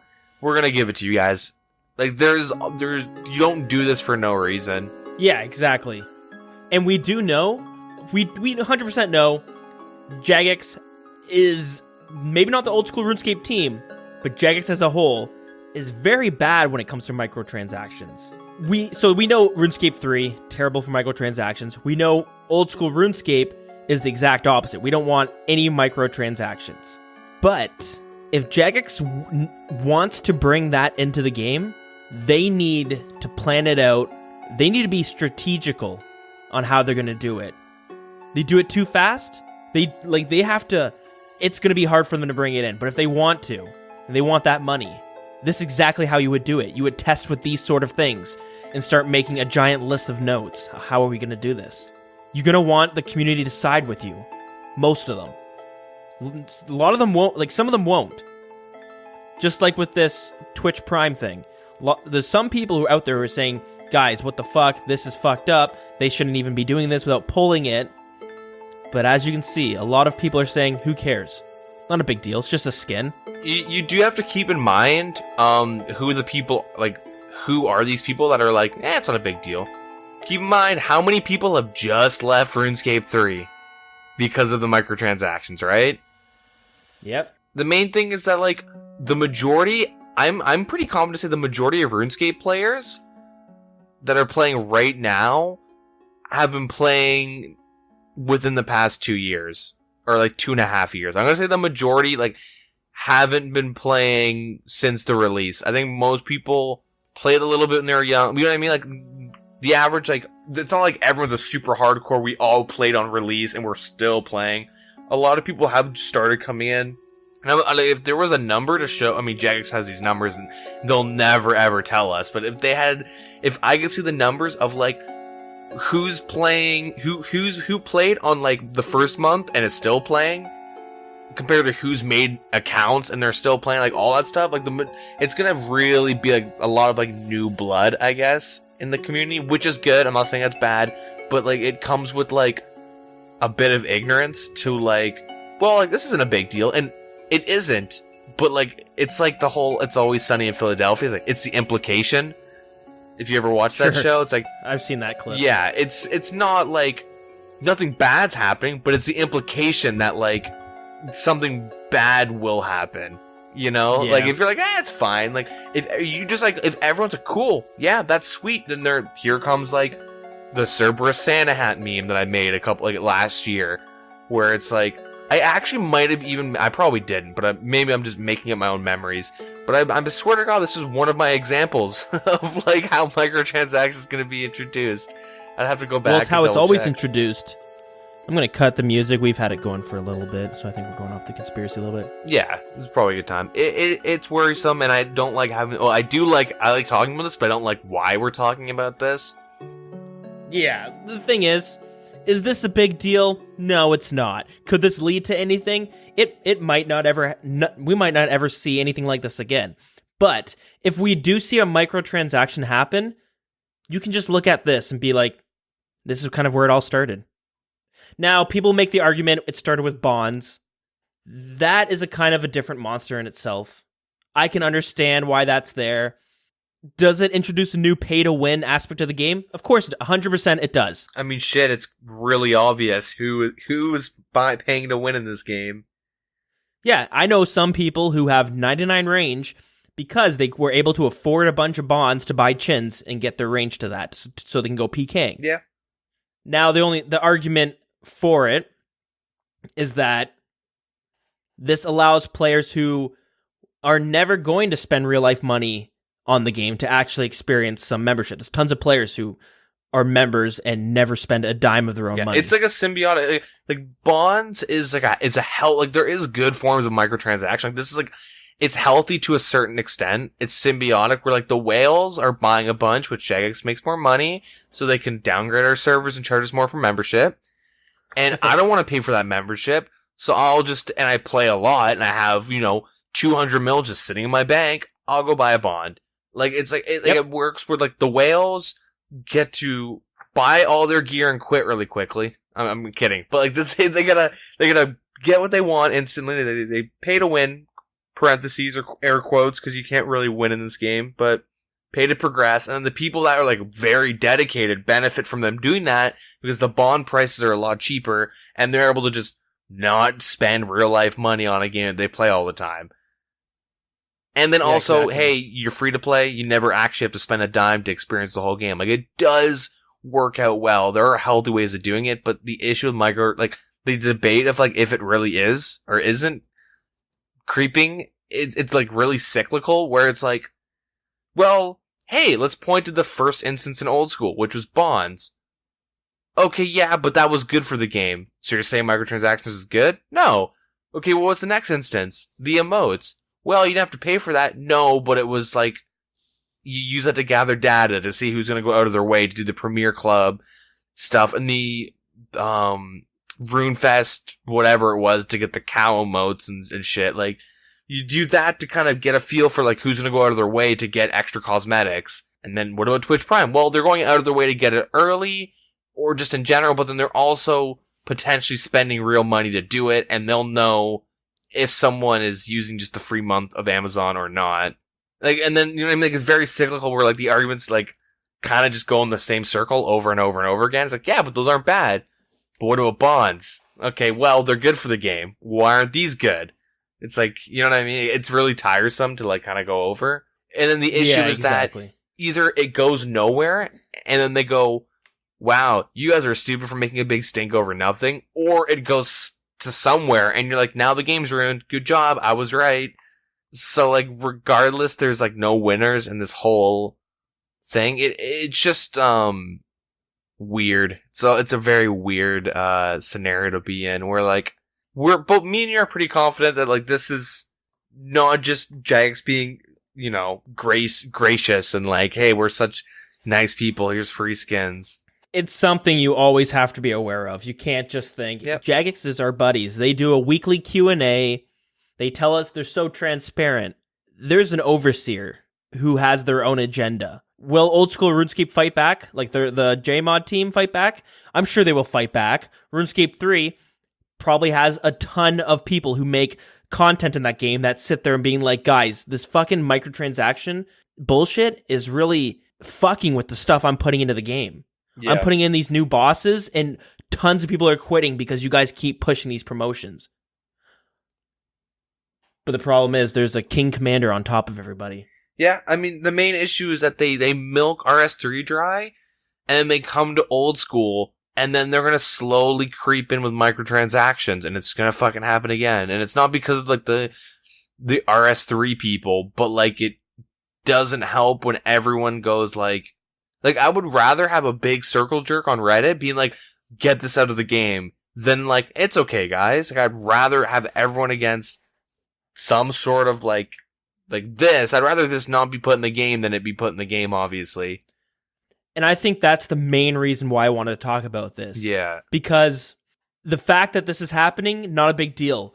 But it is very important the way the community reacts towards this. And the way they did react and are reacting is what worries me. There was maybe 2 or 3 posts I saw that started to gain a little bit of traction, and not even that much. Yeah. But the thing is, if everyone reacted being like, this is what the fuck, Jagex? Why are you bringing this into the game? You didn't pull this. This is the first instance of if everyone was overreacting, Jagex would have to go to their fucking drawing board and go, all right, so we need to be a little bit more discreet with this.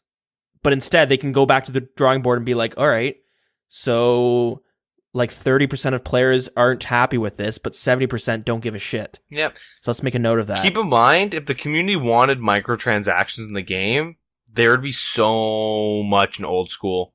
There's a lot you could do. They would never, ever say, no, that's not good for them. Like, if they had a poll, and it honestly had a 98% chance to pass for we want microtransactions, they're not going to be like, guys, that is so bad for the game. You guys are going to get, like, horribly burnt out and like you guys are gonna want to quit after, like they'd be like, oh fuck yes, we're making bank, we're getting raises, we're getting, Christmas bonuses. Yeah. Like they want to put it in there, and they're kind of just like waiting for the right moment, because like I honestly feel like there's gonna be an episode where we go, okay, well I'm not gonna play this game anymore because there's microtransactions.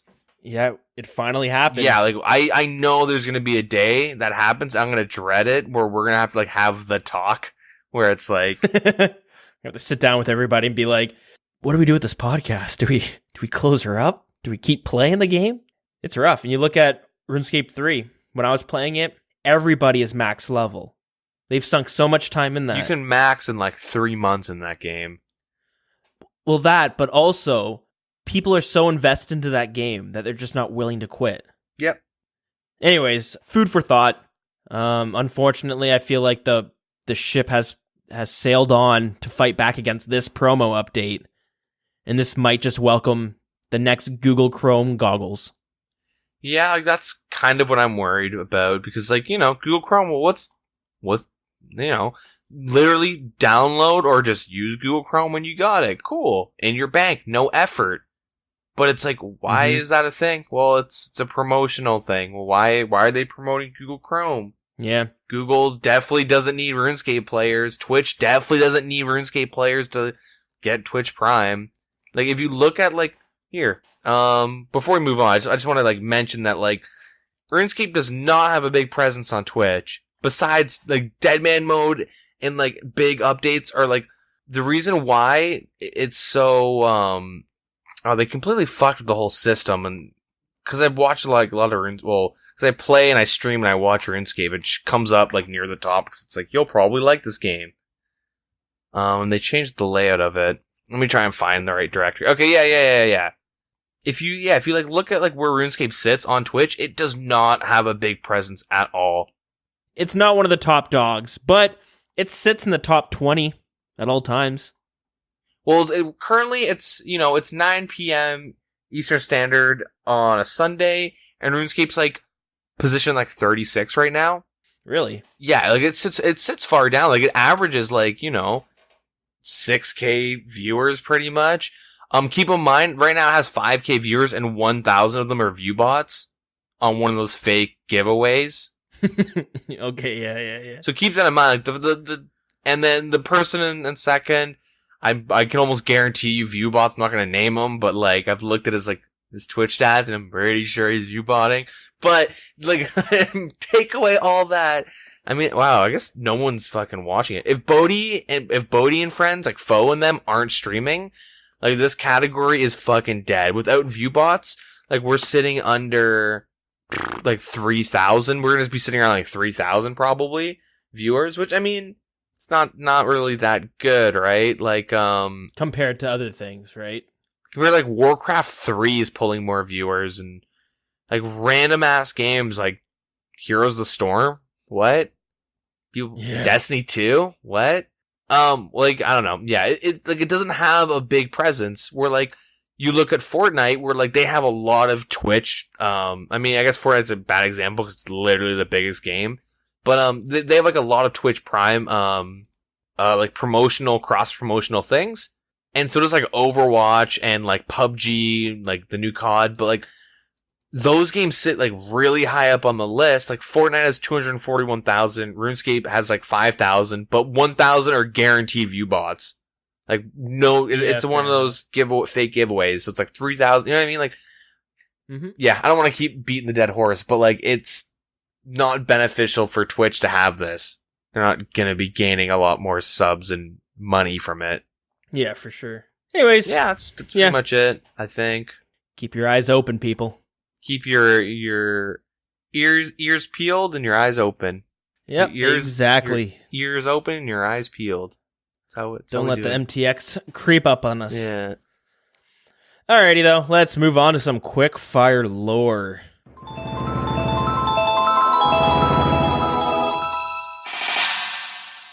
This week, we will be talking about the Kalphite Queen, or more specifically, the Kalphites in general. Currently, the Kalphites are the biggest known insects in all of Gielinor. They are related to beetles and scorpions. They have remarkable antennae, which can detect the slightest movement. Their carapace consists of armored plates called lamella. They can use their shell to sense odors by fanning the carapace out like leaves. They use their front legs to dig enormous tunnel networks, which they use as their nests. Currently, 5 different types of Kalphites have been observed. The lowest of all the ranks are the larvae. They are newly hatched Kalphites and can develop into bigger ranks fairly quickly. Unlike the other Kalphites, they are harmless. Then, the larvae have a chance to develop into workers. These Kalphites are the ones that take care of the newly laid eggs. They also provide food to the hive. A pack of workers can strip the flesh of a fully grown camel within only a few seconds. Larvae can also develop into soldiers. The soldier's job is to protect the hive from any danger and are more developed to fight. Unlike the workers, soldiers are poisonous. They are also bigger, aggressive, and have spikes on their antennae and legs. Soldiers are able to evolve into guardians. Guardians are even stronger and bigger. Their job is to protect the queen from any danger. They are often located very close to her, deep into the hive. The final stage that we know of are the Kalphite Queen, the most powerful of them all. The queen's job is to lay small brown eggs, which contain new larvae. Since the queen is the only Kalphite that can lay eggs, all hives must have one. Kalphite queens are able to eject the powerful spines on her abdomen as a defense mechanism. Unlike some of the others, she has no spikes on her antennae, which are instead developed to cast magic spells. The Kalphite Queen has a natural immunity to certain attack styles. The Kalphite Queen has 2 forms. The first form has a green armored shell, similar to the other Kalphites. Once the shell is greatly damaged, the queen usually breaks out of her armor, emerging in a second form. This form is very similar to a giant wasp. When a queen dies, one of the larvae will quickly develop into another one. This makes it almost impossible to slay a full hive of Kalphites. This is all the information that is currently known about the Kalphites. Next week, we will be continuing with our boss lore. Alrighty, so we got a fair bit of action on some of the social medias this week. We got a response from, if you guys remember back a few episodes, Willard on Twitter told us what he was merching. He had told us in a previous tweet that he had spent close to 200 mil on some items, which were 120 mil on Zoller scales and 50 mil worth of blood runes. And he was worried because they were both dropping. This was right after Theater of Blood. So those 2 items were dropping pretty hard, and he was worried he was going to lose out some money. So Deagin gave a little response on merching, and well, we got a little update now. He says, just to update you on my Blood Rune and Zoller scale merch, I bought the Blood Runes at 235 each, and I sold them at 244, so we made a couple mil. Unfortunately, and then he says, I bought the Zoller scales at 220, but they crashed, and I think I sold them at around 200 each. So made some money, lost a bit money, but I think this is probably where he's going to be kicking himself. He bought the Zoller scales at 220, but they crashed and he sold them at 200 each. Since the Revenant Cave pull with the new items, they have been skyrocketing, and they're currently at 247 each. Oh no. So that is just unlucky timing. So that is super unfortunate. You know, it happens. As Deagin said on a previous one, use it as a lesson. Although that is something I don't think you could really learn from. Who knew that this Revenant Cave blog was going to cause it to hike up so high again? Let me check Ether prices. Oh no. Oh no. Okay. Whew. Only 119. Ooh. Oh, thank God. Okay, nah. Because I sold a bunch at like 150. I was like, man, could I have made way more? No, we good. We gooch. Okay, nice. So they were at 50, and they've almost doubled in price. Yeah, so I just went and checked my merches because I was really curious, and most of them have gone through. Want to know something fucked? Sure. I made like 70 mil flipping, like since we've started like talking about them the past couple like weeks. Damn. Yeah, I went and like just started going through my history, and I have notes about what I've been flipping and blah blah blah, just to kind of keep track of everything. It's pretty nice. Like I haven't done any active PVMing. I just skill. I bought 99 and like I bought 99 prayer. You bought the items for it, or were you botting? No, I bought the bonds, and then I used my Squeal of Fortune. Ah, that's good. That's good. So what I did is I got my Amazon Prime. Mm-hmm. I was gonna just go on a whole other meme, but it wouldn't be funny. Okay. No, I banked it. I should say one day we can. Yeah. Hopefully not, but yeah. Oh yeah, but yeah, I had 99 prayer banked, so I'm pretty happy about that. Cool. Anyways, we also got some other interesting comments on some of the social medias. So we'll read through some of them. And yes, they are interesting to say the least. So Brad tweeted us, Episode 1 of The Wilderness RS is easily a semester's worth of political science and history in 60 minutes. Brilliant work and well done. So thank you very much for that. It's been a while since I've listened to episode 1, so I can't remember. Can you even understand what we're saying with that audio quality? That's the problem. I mean, I'm glad he enjoyed our political science talks and some of the history within it. Yeah. It's hard to recall exactly what topics we hit on that one, but thank you very much for that one.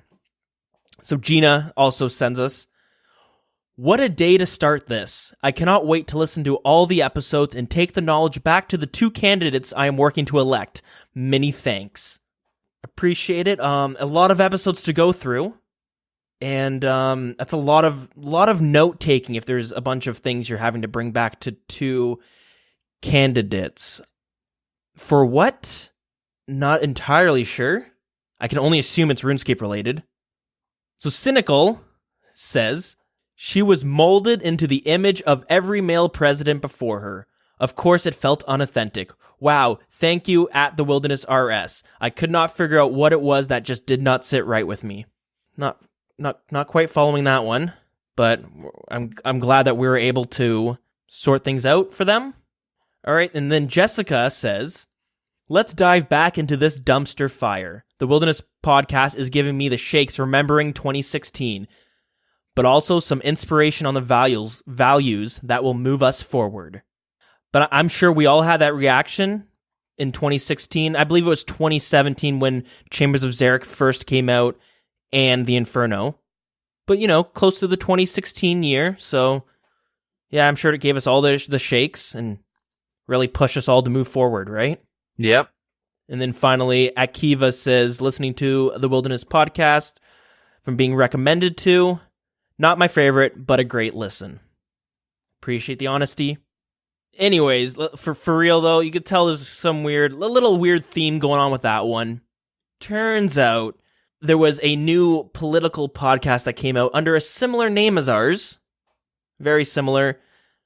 A lot of people seem to have been getting us confused with them. So we were receiving a bunch of tweets and emails talking about it. I was very confused the first couple days, let's just say. But I thought they were kind of funny when you put them into the context of a RuneScape show. Yeah. God damn it. Anyways, I won't go into any of the other ones. There were some of them were a little racy. Some of the comments we were getting. Yeah, I was peering through some of these Twitter accounts and I was like, oh, for fuck. I really don't want to be even if they're so dumb they don't know that we're talking about a medieval game from 12 years ago, I don't want to associate with them. One thing that I kind of hope for, which I think would be hilarious, is a bunch of these people hear about this podcast coming out, this political one, so they download it. Wow, they got 90 episodes out already? Wow, that was all released at once. Download some of them, and the first things they hear is, hi guys, you're listening to the Wilderness podcast. I'm your host, Dilz, and with me is Deagin. Hey, how's it going? So what did you do this week? Well, I grinded out some thieving and, they're just getting... So when are they going to talk about Trump? Yeah, basically. They're just in the car driving, just totally all right. Wow, I didn't know these political science people that work in the White House are really into video games. All right, well, introduction, I get it. I'll wait through it. It turns out these, on their spare time, a bunch of these, insert political party Wait, Trump was just handing out 2.14 mil to people? Oh, God. He really is for the people. Yeah. Look I heard he spent like 20 hours just doing smithing. He was just making metal and like mining and stuff. Just really getting dirty. He's a craftsman, I tell ya. 85 crafted. The guy's like 70 years old wielding a pickaxe. Unbelievable. Killing dragons and shit, dude. Apparently robbing people, just pickpocketing money. All Yeah. day. We'll move on from that though. Just a little interesting to deal with. Yeah, a little bit of a meme, you know? Everyone talk politics. I'm pretty sure 2 Canadians that have no education in politics at all. I don't think I've never taken a political science class. I got like a 60 in law in high school. I don't think you want to come talking to me about it. Yeah. I mean, I'll try and talk about it, but I listen to Joe Rogan. I know all about those SJWs and you bring up American politics and I go, I'm Canadian. And that gets my American friends so mad sometimes. I'm like, so it's a Canadian. What do you think about Trump? Season 4 of The Apprentice was the best one. Yeah. I'm more of a Gordon Ramsay guy myself. Yeah. I like what he does, like his reality shows. Alrighty though, let's move it on. So if you want to get in contact with us, you can find us at The Wilderness RS on Twitter. Our Facebook is facebook.com/thewildernesspodcast. Our email is thewildernesspodcast@gmail.com. And our in-game clan chat is WildCC. Deagin's got some stuff. Oh, we got Discord that posted on Facebook and Twitter. Yeah, I'll just say Twitter RS. Don't worry about Twitch, because like if my mic has been really bad this episode, I apologize. Like I don't know. Everything's gone to shit. I don't know. I might have to go buy like a whole new mic audio interface setup. Oh shit. And like I've had like a lot of like power going on. Like I just haven't been able to stream. I mean, there's times where I could, but I'm just like, I have so many like random hardware issues. Like Discord's fucked. VoIP in general is kind of fucked. I've had these really random issues that like I don't even know what's gonna happen to my computer if I start streaming. So I've been like slowly. It's like whack-a-mole, I guess. Like I fix one problem and 2 pop up, but I hit one mole and 2 pop up, and it's getting to the point where I'm like, I'm getting like I just gotta like just chill with my situation, just deal with it. Stop trying to fix shit, 'cause I'm just making it worse. Yeah. Okay. Fair enough. But yeah, Twitch, Twitter, Deagin RS. All that good stuff. There it is. Fun. All right. So our song of the week was suggested by the Dolphin on Discord.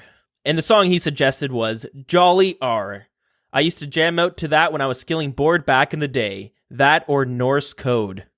So we got those 2 lined up. We'll have to tackle one next week, I suppose, if we don't get any suggestions. I think we're going to play Norse Code because this is actually an interesting song. The wiki has a little description of it, and it says, the track's name is a portmanteau of Norse, which is Scandinavian, and Morse code, a form of telecommunications. It was released along with Fremenic Isle and the respective quest on February 6th, 2007, and it uses a 3/4 beat. In the actual track, a secret Morse code message is present. The high-pitched flute plays in Morse code. The short notes are the dits, and the long notes are the das. Okay, that makes no sense unless you're actually looking at the subreddit, or the wiki. But anyways, the full sequence spells out the letters for RuneScape. Although the timing between the letters is incorrect, 3 dit intervals should be left between each letter, so the interpretation would be very different when the rules of deciphering Morse code are strictly followed. Some trivia, and this is how I first heard about it. Mozzie, a main character in the TV series White Collar, mentioned RuneScape's hidden flute solo in Season 2, Episode 9, Point Blank, while trying to solve a music box puzzle. Alright, so here's the clip from that little show. Thought it was kind of entertaining. Here it is. Sounds could correspond to numbers, wavelengths. Paula's discovery of hidden music in the Last Supper. RuneScape's encoded flute solo. Don't forget Close Encounters. It's weird. I wonder how someone would get aware of that who's like writing the show. Like, I'm sure no one else would get what the fuck RuneScape is. I bet you his like kid was like playing on their PC, you know, and he just had the sound on, had the music, and he's just like the father's doing, you know, work. Yeah, maybe. Alrighty, guys. Thanks so much for listening. Yeah, someone's getting robbed outside, as you can hear at the car alarm, maybe. Might be over talking. No, this is crazy car alarms going off right now. So it's a good time to end the episode. Fair enough. So anyways, let me quickly just say, this track is unlocked when the player first visits Fremnik Isle. It is composed by Adam Bond. All right, guys, thanks so much for listening. Catch us next week for episode 95. Deagin, you got some Morse code going out over there. Yeah, for real. All right, have a good one.